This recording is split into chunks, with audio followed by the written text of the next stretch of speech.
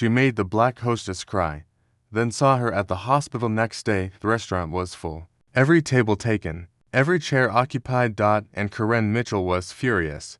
What do you mean there's no table? She snapped, her diamond rings catching the chandelier light. Do you know who I am? The young black woman at the hostess stand kept her smile. Her name tag said Jasmine. She wore a simple black dress and small pearl earrings. I'm very sorry, ma'am. We're fully booked tonight. If you'd like to wait at the bar, I can wait. Karen laughed. Not a real laugh. A cruel one. I don't wait. I'm Karen Mitchell. My husband built half the buildings in this city. You're going to make me wait. The restaurant went quiet. Forks stopped moving. Conversations paused. Jasmine kept her composure. Her voice remained calm. Ma'am, I understand you're upset, but we have a reservation system. I cannot remove guests who arrived before you. Karen stepped closer. Too close. Let me explain something to you, she said slowly, her voice dripping with venom. I don't take orders from the help, especially not from someone like you. The words hung in the air, heavy, poisonous. Everyone heard what she meant. Jasmine's smile faded. Her hands trembled slightly, but she stood tall. Mum, I'm going to have to ask you to lower your voice. Karen's eyes went wide. Excuse me, you're going to ask me something. She grabbed the reservation book from the stand and threw it on the floor. Pages scattered everywhere. Pick it up, Karen demanded. Pick it up right now, or I'll have you fired before you can blink.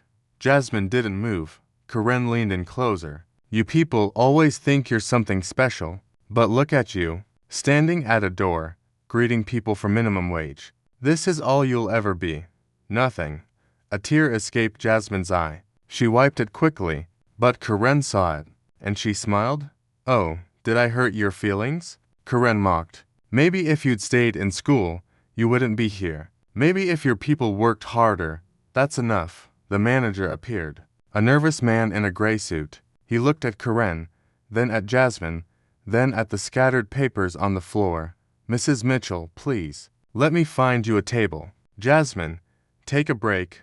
Jasmine nodded. She bent down, gathered the fallen pages with trembling hands, and walked toward the back. Her head was high, but tears streamed down her face. Karen smirked. Finally, someone with sense. The manager led her to a table by the window. The best table in the house. As Karen sat down, she looked toward the back where Jasmine had disappeared. People like her need to learn their place, she told her husband Marcus, who had watched the whole thing in uncomfortable silence. He said nothing, just looked at his menu. Karen didn't notice the elderly woman at the next table. She didn't notice the woman's sad eyes. She didn't notice the woman take out her phone and record everything. And she didn't notice that in 24 hours, her entire world would collapse, because tomorrow, Karen's daughter would stop breathing, and the only person who could save her would be standing behind that hostess stand. The screaming started at 3 a.m. Karen sat up in bed, heart pounding. The sound was coming from down the hall, her daughter's room. She ran. Her feet barely touched the carpet. She threw open the door and found her 12-year-old daughter Emily on the floor. Emily's lips were blue. Her hands clawed at her throat. Her eyes were wide with terror. She couldn't breathe. Marcus. Karen screamed. Call 911. Now. The next minutes were a blur. Paramedics. Sirens. Flashing lights. Karen held Emily's hand in the ambulance, watching her daughter fight for every breath. What's wrong with her? Karen begged. Please, tell me what's wrong. The paramedic's face was grim. We're not sure yet. Her airways are closing. We need to get her to St. Michael's. Fast. St. Michael's Children's Hospital. The best in the state. They arrived with tires screeching. Emily was rushed through double doors. Karen tried to follow, but a nurse stopped her. Ma'am, you need to wait here. That's my daughter. Karen screamed. She's dying. Let me through. The doctors are with her. Please. Let them work. Karen collapsed into a plastic chair. Marcus arrived 20 minutes later, still in his pajamas. He sat beside her, silent, scared. Hours passed. The waiting room walls felt like they were closing in. Finally, a doctor emerged. A man in his 50s with tired eyes. Mrs. Mitchell. Karen jumped up. Is she okay? Is Emily okay? The doctor's face was serious. Your daughter has a rare condition. Her airways are malformed. We managed to stabilize her, but she needs surgery. Immediately, then do it. Karen grabbed his arm. Do the surgery? The doctor shook his head. I can't. This procedure is extremely specialized. Only a handful of surgeons in the country can perform it. We've called in our best. Who? Who is it? I'll pay anything. The doctor checked his clipboard. Her name is Dr. Jasmine Carter. She's the leading pediatric airway surgeon in the nation. She's also the hospital's deputy chief of surgery. We're lucky she's here today. Karen's blood went cold. Jasmine. No. It couldn't be. It was a common name. There were thousands of Jasmines. The doors opened. And Karen's heart stopped. Walking toward her, in a white coat, stethoscope around her neck, was the hostess from the restaurant. The woman she had humiliated. The woman she had made cry. Dr. Jasmine Carter stopped in front of Karen. Their eyes met. And in that moment, Karen understood that God had a very cruel sense of humor. Mrs. Mitchell, Jasmine said, her voice calm and professional. I need to speak with you about your daughter's surgery. Karen couldn't speak. Her mouth opened, closed. No words came out. It was her. The same face, the same warm brown eyes, the same pearl earrings she'd worn at the restaurant. But now, instead of a hostess dress, she wore a white medical coat. The name was embroidered in blue thread. Dr. Jasmine Carter, M.D., Fax, Deputy Chief of Surgery. Karen finally whispered, You're a doctor. Jasmine's expression was unreadable, professional, controlled. Mrs. Mitchell, your daughter has a condition called severe tracheomalacia complicated by a vascular ring anomaly. In simple terms, the blood vessels around her windpipe are compressing it. Without surgery, she will die, probably within 48 hours. The words hit Karen like bullets. Die, 48 hours. The surgery I perform involves reconstructing the airways while repositioning the blood vessels. It's an 8-hour procedure. There are significant risks, but without it, there is no hope. Karen's legs gave out. Marcus caught her. Please, Karen begged, tears streaming down her face. Please save my daughter. I'll do anything. I'll pay anything. Jasmine looked at her for a long moment. The surgery is scheduled for tomorrow morning. I need your consent forms signed. She handed a clipboard to Marcus. I'll answer any questions you have. Karen grabbed Jasmine's arm. Wait, please, about last night, at the restaurant. Mrs. Mitchell. Jasmine's voice was firm but not cold. Right now. I'm not thinking about last night. Right now. I'm thinking about your daughter's collapsed airway and how I'm going to fix it. I suggest you focus on the same thing. She turned to leave. Why? Karen's voice cracked. Why are you helping me? After what I said. After what I did to you. Jasmine stopped. She didn't turn around. Because I'm a doctor. Mrs. Mitchell, I took an oath. I don't choose who I save based on how they treat me. I save everyone. That's what makes me different from people like you. She walked away. Her footsteps echoed down the hospital corridor. Karen sank into a chair, sobbing. Marcus sat beside her, still holding the consent forms. What did you do? Karen, he asked quietly. What did you do to that woman? Karen couldn't answer. The shame was too heavy. The guilt was crushing her. That night, she didn't sleep. She sat in the hospital chapel, staring at a wooden cross. She thought about her life, her choices, the way she'd treated people she considered beneath her, the doorman she'd snapped at, the waiters she'd insulted, the cleaning staff she'd ignored. And Jasmine, the woman she'd called nothing, that woman was about to hold Karen's daughter's life in her hands. At 5 a.m., a nurse found her in the chapel. Mrs. Mitchell, Dr. Carter is starting prep. She asked if you wanted to see Emily before surgery. Karen ran. Emily was awake, scared, tiny in that big hospital bed. Mommy. Her voice was hoarse, weak. Am I going to be okay? Karen held her daughter's hand. Yes, baby. The best doctor in the world is going to help you. You're going to be just fine. Promise. Karen kissed her forehead, tears falling on Emily's hospital gown. I promise, sweetheart. I promise. The doors opened. The surgical team arrived, and Dr. Jasmine Carter stepped forward, ready to save the life of the woman who had tried to destroy hers. 8 hours. That's how long Karen sat in that waiting room. 8 hours of checking the clock every 2 minutes. 8 hours of drinking cold coffee and eating nothing. 8 hours of praying to a God she hadn't spoken to in years. Marcus paced. Back and forth. Back and forth. She's going to be fine, he kept saying. She has to be fine. Karen couldn't respond. She just stared at the surgery doors, waiting. Around R6, an older woman sat down next to her. White hair, kind eyes, elegant clothing. You're the mother? The woman asked softly. Karen nodded. My granddaughter had the same surgery 2 years ago. Dr. Carter saved her life. Your daughter is in the best hands possible. Karen broke down. I don't deserve her help. I was horrible to her. I said terrible things. Double quotes. The woman studied her face. I know. Karen looked up, confused. I was at the restaurant that night. The woman continued. I saw everything. I recorded it. Karen's blood turned to ice. I was going to post it online. Expose you. Ruin you. The woman paused. But this morning, Dr. Carter called me. She asked me not to. What? She said destroying you wouldn't undo your words. She said she'd rather you learn the real lesson. The woman stood up. She's a remarkable woman. You should know her story. Her story. The woman nodded. Jasmine Carter grew up in the projects. Her mother worked 3 jobs. Cleaning houses, washing dishes, standing at Hostess stands. She did everything so Jasmine could go to school. Karen listened, unable to look away. Jasmine got a scholarship to college, then to medical school. She became the youngest chief resident in her hospital's history. She's saved hundreds of children, invented new surgical techniques. She's won every award a surgeon can win. Then why? Why was she working as a hostess? The woman smiled softly. That restaurant was her mother's dream. Her mother worked there for 30 years, hoping to own it someday. She died last month.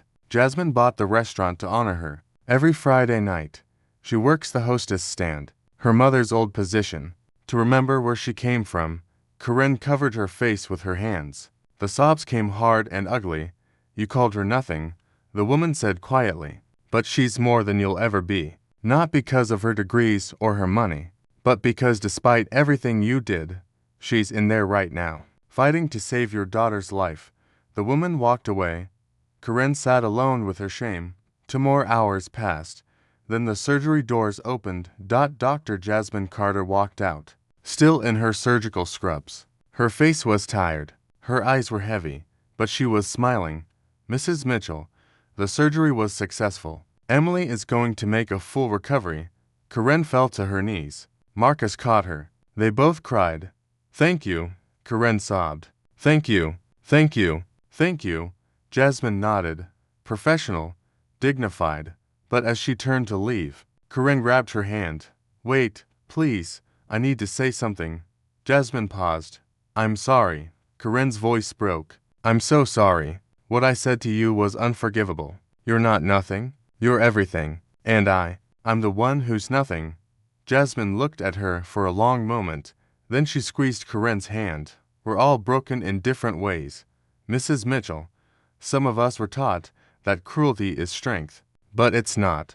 Real strength is what happens next. What you choose to do tomorrow. She let go of Karen's hand and walked away. But Karen would never be the same. 3 days later, Emily was awake and smiling. She was eating ice cream in her hospital bed, watching cartoons, when Dr. Carter came for her morning rounds. Dr. Jasmine. Emily's face lit up. You came. Jasmine smiled warmly. Of course I came. I had to check on my favorite patient. She examined Emily's throat, checked her breathing, looked at her charts. You're healing beautifully. Sweetheart. Mommy says you saved my life. Jasmine glanced at Karen, who stood by the window. Your body saved your life. I just helped it along.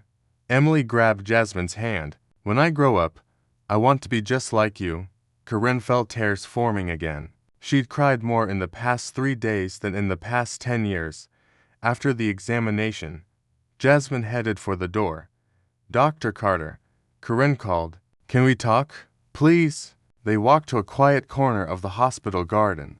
The morning sun was soft. Birds sang in the trees. Karen spoke first. I've been doing a lot of thinking. About my life. About who I've become. She paused. I wasn't always like this. I grew up poor too. Did you know that? Jasmine raised an eyebrow. My father left when I was 6. My mother cleaned houses to feed us. Just like your mother. Karen's voice trembled. But when I married Marcus, when I got money, I forgot. I forgot who I was. I became everything I used to hate. Why are you telling me this? Karen looked at her directly. Because I want you to know that I see you. Not as a hostess. Not as a surgeon. As a person. A person who showed me grace I didn't deserve. Jasmine was quiet for a moment. My mother used to say something. She finally said, Jasmine, the way people treat you says nothing about you and everything about them. But the way you respond, that says everything about who you are. She was wise. She was a hostess for 30 years. People like you walked past her every day without seeing her. But she was the wisest person I ever knew. Jasmine sat down on a bench. I could have refused to do your daughter's surgery. I thought about it. Karen's heart dropped. But then I realized if I refused, I'd be just like you, making decisions based on how someone made me feel instead of what's right. She looked at Karen. Your daughter didn't humiliate me. She didn't deserve to suffer because of your cruelty. And honestly, neither do you. How can you say that? After what I did? Jasmine smiled sadly. Because I've met 100 women like you, Mrs. Mitchell. Angry. Empty. Using cruelty to feel powerful because deep inside, you feel powerless. That's not evil. That's broken. Karen's tears fell freely now. How do I fix it? How do I become better? You start by seeing people. Really seeing them. The cashier at the grocery store, the janitor at your husband's building, the waiter at the restaurant. They all have stories, dreams, families. They're all someone's child, someone's mother, someone's hope. Jasmine stood up.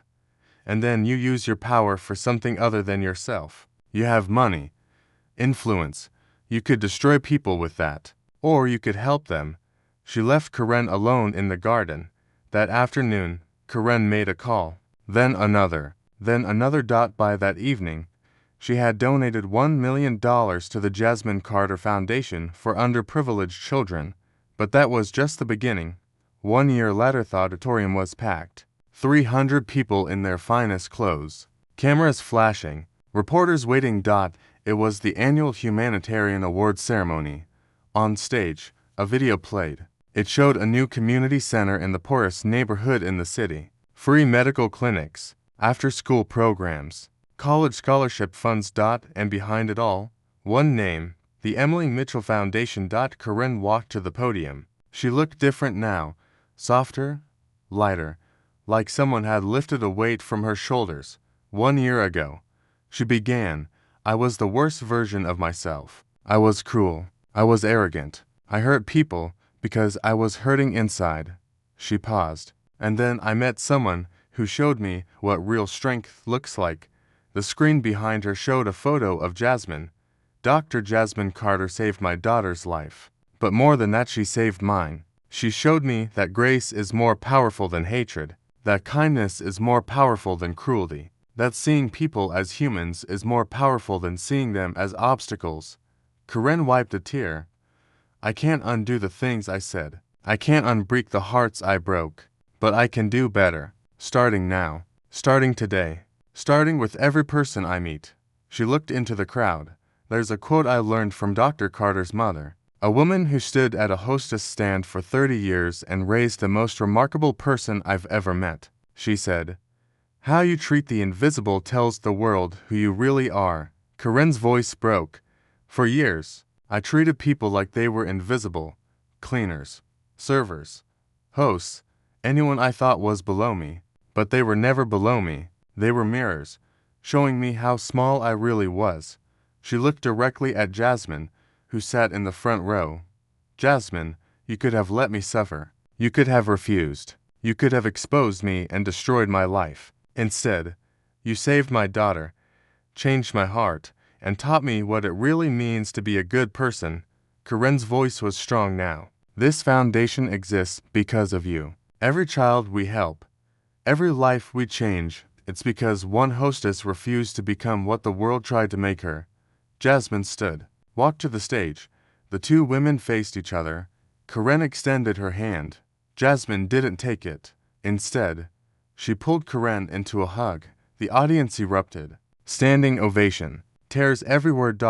When they finally separated, Jasmine took the microphone. Mrs. Mitchell asked me a question a year ago. She asked how she could become better. Jasmine smiled. The answer is the same way I did. One choice at a time. One kindness at a time. One person at a time. She looked at the crowd. My mother stood at doors all her life, opening them for others, never walking through them herself. She used to tell me, Jasmine, it doesn't matter what door you stand at. It matters how you treat the people walking through. Jasmine raised her hand toward the screen showing the community center, the clinics, the children laughing. Karen Mitchell once made me cry. Today, she makes me proud, because change is possible, redemption is real, and every single one of you, no matter who you are, no matter what you've done, can choose to be better. Starting now, the ceremony ended, but the movement didn't. Single quotes T. Over the next 5 years, the Emily Mitchell Foundation helped over 10,000 children, built 12 community centers, funded 200 medical students. Jasmine continued to operate at the hospital. She still worked the hostess stand every Friday night, and Karen stood beside her sometimes, greeting guests, seating families, learning, finally, what her mother had tried to teach her all those years ago, that true power in making people feel small. It's in helping them feel seen. Moral. The way you treat the invisible reveals the truth of your character. But it's never too late to change. Grace can come from the most unexpected places, and redemption begins with a single choice to see others as fully human.